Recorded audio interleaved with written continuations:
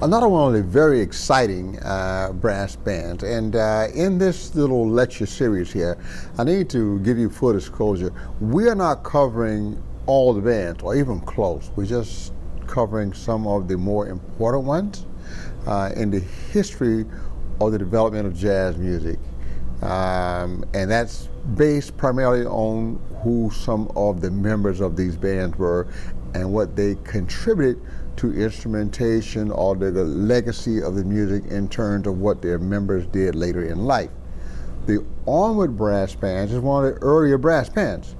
And in the 1880s, 1890s, they were by far the most popular brass band in the New Orleans area. This was primarily because they were just so exciting. They had such a high level of musicianship because the leader of the band was a cornetist and he was just an outstanding player. Well, fast forward to about 1903, one of that leader's students, a young Spanish-speaking Creole named Manuel Perez, joined the band, and he stayed in the band from 1903 to 1930. During this time, they were considered by far the most exciting marching band in New Orleans. There were other bands playing clubs and nightclubs and dances and all that, but in the street, the champion was Onward brass band, primarily because of Mr. Manuel Perez.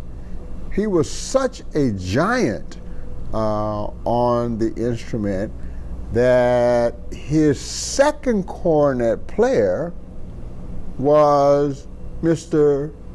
Joe King Oliver. Yeah. And the story is that Manuel would play the lead parts, the melody, and Joe Oliver would improvise around that. And later in life, Joe Oliver would be the person to play the lead parts, and he'd have a young Louis Armstrong do the improvisations around here, which really shows how awesome Louis must have been in Joe Oliver's mind. You need to know that the kings, and they were always kings, the best one around, was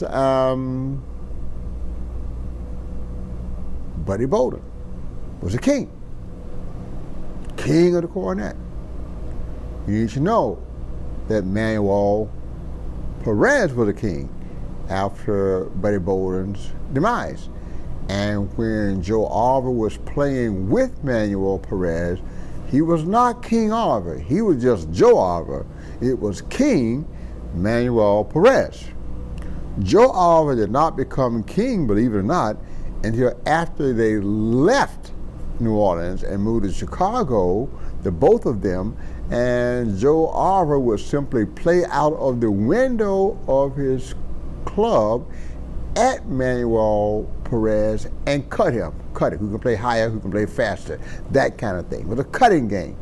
And because Joe Oliver outdid Manuel Perez in his later years, let's just tell the truth, it's like a young Turk beating an old champion. Joe Oliver was given the title of king.